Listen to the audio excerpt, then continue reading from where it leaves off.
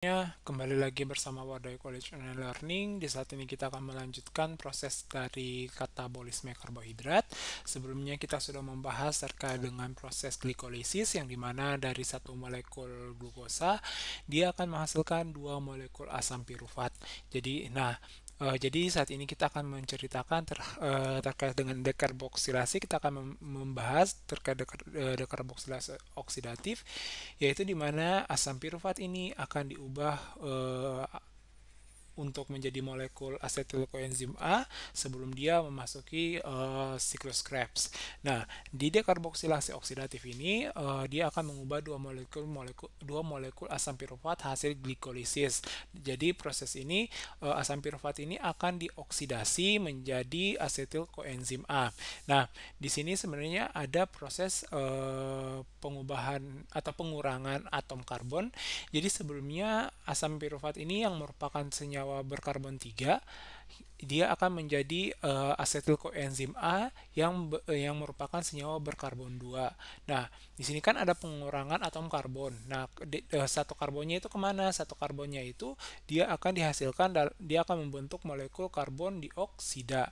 Oke, jadi di sini merupakan tahap pertama karbon dioksida terbentuk dari proses metabolisme karbohidrat.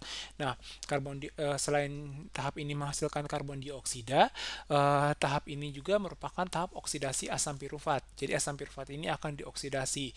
Nah, asam pirufat ini dia akan dioksidasi oleh NADH, jadi NAD plus. Jadi asam pirufat dioksidasi oleh NAD plus. NAD plusnya itu mengalami reduksi untuk membentuk NADH. Ya, jadi NADH ini dia juga berfungsi atau berfungsi sebagai pembawa elektron kemana? Pembawa elektron ke sistem transfer elektron yang nanti kita bahas di video yang lainnya. Nah, selanjutnya tahapan ini juga dia akan menambahkan, setelah dia mengurangi atom karbon dari asam pirufat dan juga mengoksidasi asam pirufat, juga terjadi penambahan gugus koenzim A. Jadi ada penambahan gugus koenzim A. Jadi koenzim A dia akan ditambahkan untuk membentuk asetil koenzim A. Oke. Nah, proses dekarboksilasi oksidatif dia berlangsung di matriks mitokondria. Jadi dia tidak berlangsung di sitoplasma, tapi dia berlangsung di matriks mitokondria.